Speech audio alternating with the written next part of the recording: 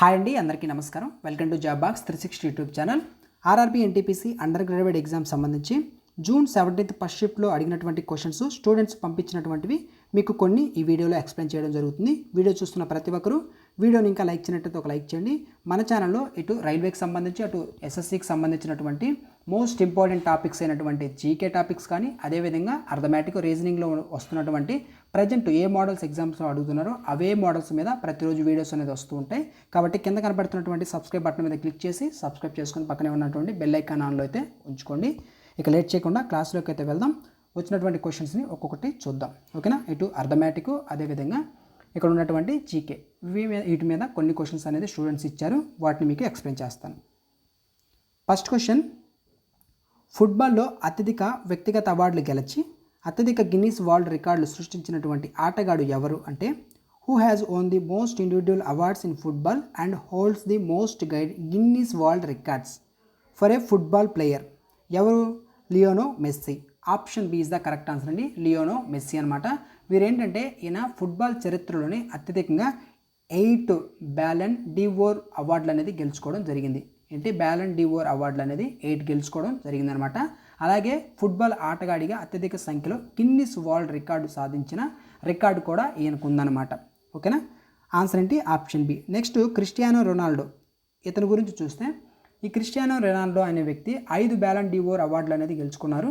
అదేవిధంగా మనకి పేలే, ఈ పేలే అనే వ్యక్తి గురించి మనం చూస్తే బ్రెజిల్ దేశానికి చెందినటువంటి ఈ దిగ్గజ ఆటగాడు తన కెరియర్లోనే 3 ప్రపంచ కప్పులను అంటే వరల్డ్ కప్స్ని గెలిచినటువంటి ఏకైక ఆటగాడు ఎవరంటే పేలే, ఓకేనా.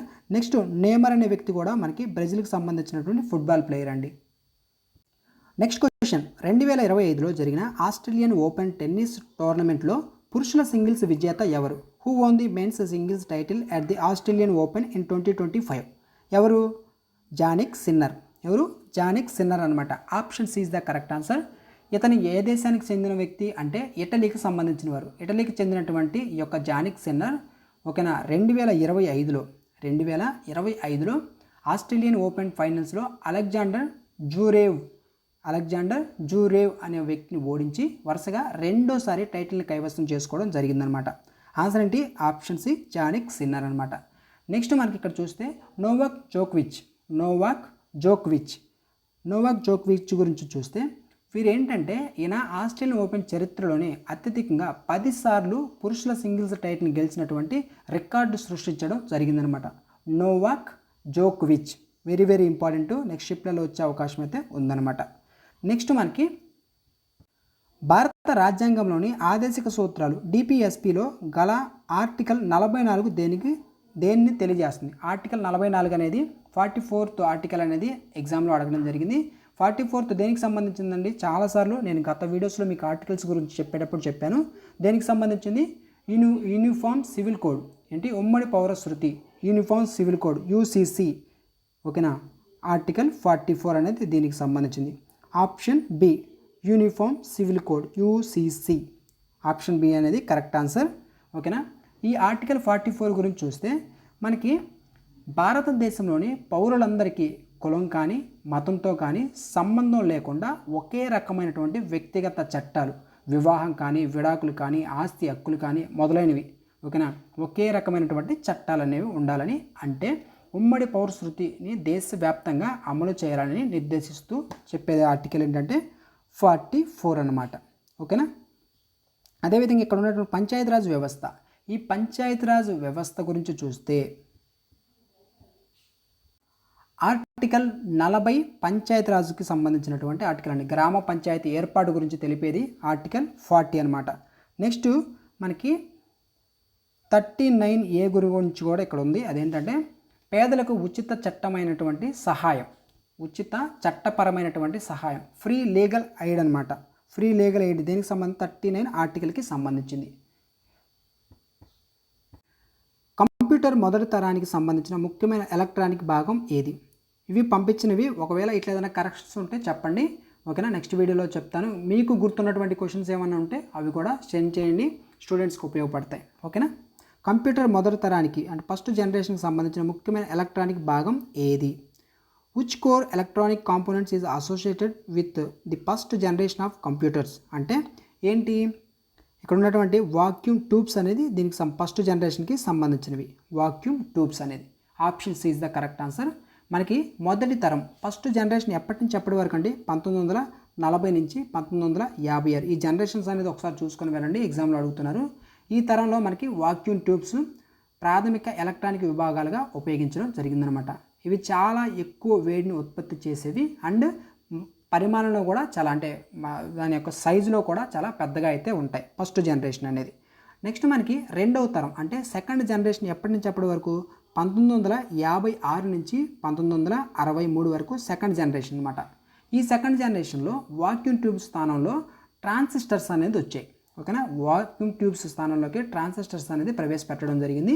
దీనివల్ల కంప్యూటర్ పరిమాణం దాని యొక్క సైజు అదేవిధంగా విద్యుత్ వినియోగం అనేది తగ్గడం జరిగింది.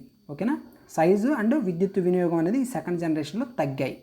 నెక్స్ట్ థర్డ్ జనరేషన్ మనం గమనిస్తే ఇంటిగ్రేటెడ్ సర్క్యూట్స్ ఐసీస్ ఉపయోగించడం జరిగిందనమాట. థర్డ్ జనరేషన్లో ఇంటిగ్రేటెడ్ సర్క్యూట్స్ అనేది ఉపయోగించారు. ఈ జనరేషన్స్ అనేది ఒకసారి చూసుకోండి. నెక్స్ట్ క్వశ్చన్, దేశంలోని గ్రామీణ మరియు పట్టణ ప్రాంతాల్లోని అన్ని ఇళ్లకు విద్యుత్ కనెక్షన్ అందించేందుకు కేంద్ర ప్రభుత్వం 2017లో ప్రారంభించిన పథకం పేరు ఏమిటి? 2017లో ప్రారంభించినటువంటి పథకం పేరు ఏంటంటే సౌభాగ్య యోజన. ఏంటి? Saubhagya Yojana. Option B is the correct answer. దీని పూర్తి పేరు ఏంటంటే ప్రధానమంత్రి సహాజ్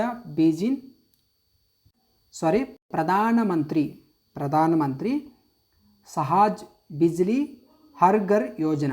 దీని పూర్తి పేరు ప్రధానమంత్రి సహజ్ బిజ్లీ హర్ ఘర్ యోజన అనేది సౌభాగ్య పథకం యొక్క పూర్తి పేరు. ఓకేనా, దీన్ని సెప్టెంబర్ 2017 ఎప్పుడు ఒక్క నిమిషం సెప్టెంబర్ 2017 ప్రధానమంత్రి నరేంద్ర మోదీ గారు ప్రారంభించడం జరిగింది. దీని ముఖ్య ఉద్దేశం దేశంలోని ప్రతి గ్రామీణం అదేవిధంగా పట్టణ పేద కుటుంబాలకి ఎవరైతే ఉంటారో ఈ యొక్క పట్టణాల్లో కానీ గ్రామాల్లో కానీ పేద కుటుంబానికి ఉచితంగా లేదా తక్కువ ఖర్చుతో విద్యుత్ కనెక్షన్ ఇవ్వడం అన్నమాట దీని యొక్క ముఖ్య ఉద్దేశం. నెక్స్ట్ మనకి ఇక్కడ ఉన్నటువంటి దీన్ దయాళ్ ఉపాధ్యాయ గ్రామ్ జ్యోతి యోజన. దీన్ దయాళ్ ఉపాధ్యాయ గ్రామ్ జ్యోతి యోజన ఈ పథకాన్ని గురించి మనం చూస్తే ఇది DDUGJOY అంటాం దీన్ని. ఓకేనా, DDUGJOY అంటాం. ఇది గ్రామాల్లో విద్యుత్ మౌలిక సదుపాయాలు అంటే ఫీడరు, సపరేషను అదేవిధంగా ట్రాన్స్ఫార్మర్సు వీటికి సంబంధించి అనమాట బలోపేతం చేయడానికి ఉద్దేశించినటువంటి పాత పథకం, ఓల్డ్ స్కీమ్ అనమాట ఇది. ఓకేనా, దీన్ దయాళ్ ఉపాధ్యాయ గ్రామీణ జ్యోతి యోజన. అదేవిధంగా ఇంకొక ఇంపార్టెంట్ పాయింట్ ఏంటంటే పిఎం కుసుమ. ఓకేనా, పిఎం కుసుమ్ అనే స్కీమ్ కూడా ఇంపార్టెంటే. ఈ పిఎం కుసుమ్ అనేది రైతులకు సౌరశక్తి పంపులు ఏవైతే ఉంటాయో సోలార్ పంప్స్ ఉంటాయి కదా, ఈ సోలార్ పంప్స్ పంపిణీకి సంబంధించినటువంటి స్కీమ్ ఏదంటే పిఎం కుసుమ్. ఓకేనా, నెక్స్ట్ క్వశ్చన్ చూడండి.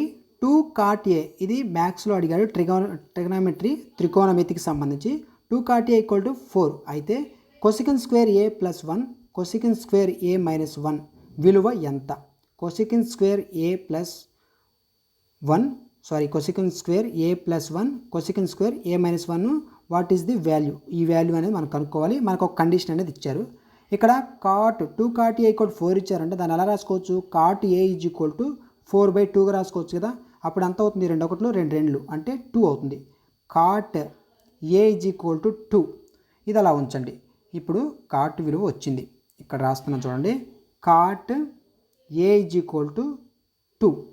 ఇప్పుడు మనకేమడిగారు? Cosecant square A. First cosecant square రావాలంటే మనకు ఒక ఫార్ములా ఉంది. అదేంటి? మనకి కొసికెన్ స్క్వేర్ తీటా ఏంటి? Cosecant square theta minus cot square theta = అంతా 1. ఇప్పుడు cosecant square theta = 1 + cot square theta రాసుకోవచ్చు కదా. ఇప్పుడు 1 + ఒక నిమిషం 1 + కాట్ స్క్వేర్ అంటే 2 స్క్వేర్ కదా, కాబట్టి 2 స్క్వేర్ రాసుకున్నాను. 1 + 2 స్క్వేర్ అంటే 4, 1 + 4 5. ఓకేనా, ఇప్పుడు కొసికెన్ స్క్వేర్ తీటా విలువ ఎంత? 5 వచ్చింది. మనకి ఇచ్చిన కండిషన్ ఏంది? Cosec square A + 1 cosec square A - 1 condition ఈజీగా రాసుకోవచ్చు కదా. కొసికెన్ స్క్వేర్ తీటా అంటే ఈ ప్లేస్లో మనకి ఏ ఉంటుందని అర్థం. ఓకేనా, ఇప్పుడు రాయండి. కొసికెన్ స్క్వేర్ A అంటే ఏంటి? 5 స్క్వేర్ అంటే 5 square + 1 by sorry already cosecant square విలువే 5 కాబట్టి 5 + 1 బై 5 మైనస్ 1. సాల్వ్ చేయండి. 5 + 1 6, 5 - 1 4. ఎంత వచ్చింది? 6/4 వచ్చిందండి. 2 2 2 3 ఎంత? 3/2. 3/2 option B is the correct answer. ఓకేనా? ఫస్ట్ దీన్ని కనుక్కోవాలంటే దీన్ని మనం సాల్వ్ కాట్ విలువ వచ్చింది. కాట్ విలువను బట్టి cosecant square theta minus cot square theta equal to 1 ఆ కండిషన్ బట్టి చేసాం. నెక్స్ట్ క్వశ్చన్, ఒక వ్యక్తి ఉన్నారు. అతను 120 కిలోమీటర్ల దూరాన్ని గంటకు 40 కిలోమీటర్ల వేగంతో, 180 కిలోమీటర్ల దూరాన్ని గంటకు 60 కిలోమీటర్ల వేగంతో మరియు 100 కిలోమీటర్ల దూరాన్ని గంటకు 50 కిలోమీటర్ల వేగంతో ప్రయాణిస్తే అతను సగటు వేగం యావరేజ్ స్పీడ్ అనేది అడిగారు. ఓకేనా? If a person travels a distance of 120 kilometres at speed of 40 kilometre per hour, 180 kilometres 60 kilometre per hour, 100 kilometres at 50 kilometre per hour, what is the average speed? Average speed కనుక్కోవాలంటే మనకి formula ఏంటి? Average speed is equal to total distance by total time. అంతే కదా? ఇప్పుడు total distance కావాలి, total time కావాలి. Total distance కావాలంటే మనకి మొత్తం టోటల్ యాడ్ చేయండి. 120, 180, 100. 120 ఒక 180 ఎంత? 200, 300. 300 ఒక 100, 400. టోటల్ ఎంత? 400 వచ్చింది. ఓకేనా? Total distance by total time అంటే ఎంత? టోటల్ టైం కావాలంటే ఏంటి మనకి? డిస్టెన్స్ బై స్పీడ్ వేయాలి. ఇక్కడ డిస్టెన్స్ 120, 120/40, 120/40. ఇది 0 0 4 1 4 3 3 అవర్స్ వచ్చింది. ఇదేంటి? T1 మొత్తం టోటల్ చేయాలి. దీని యొక్క డిస్టెన్స్, దీని యొక్క టైం అనేది 3 అవర్స్. నెక్స్ట్ 180/60 కూడా చేయాలిగా. 180/60 అంటే అండి 61 63 అంటే ఇది కూడా 3. ఇది T1, ఇది T2. ఓకేనా? 180/60 అంటే 0 0 క్యాన్సిల్, 61 63. ఇది 3 వచ్చింది, ఇది 3 వచ్చింది. T3 దీని విలువ ఎంత? 100 ఇచ్చారు, ఇక్కడ 50 ఇచ్చారు. 100/50 అంటే 2. 3 plus 2, 3 plus 3 plus 2, 3 plus 3 plus 2 is equal to ఎంత? 8. టోటల్ టైం ఎంత? 8. 400/8 క్యాన్సిల్ చేయండి. 8 1 8 5 పక్కన ఒక 0 ఉంది కాబట్టి 0, 50. ఆన్సర్ ఎంత? 50 kilometre per hour. Option B is the correct answer. ఓకేనా? ఈ విధంగా ఆన్సర్ అనేది చేయండి. మీకు గుర్తున్నటువంటి క్వశ్చన్స్ కూడా కామెంట్లో రాయడానికి ప్రయత్నించండి. నాకు వచ్చినటువంటి క్వశ్చన్స్ అయితే ఇవ్వండి. సో ఈ వీడియోని లైక్ చేయనట్టయితే ఒక లైక్ చేయండి. ఫస్ట్ టైం మన ఛానల్ చూస్తుంటే సబ్స్క్రైబ్ చేసుకొని ఫాలో అవుతుండండి.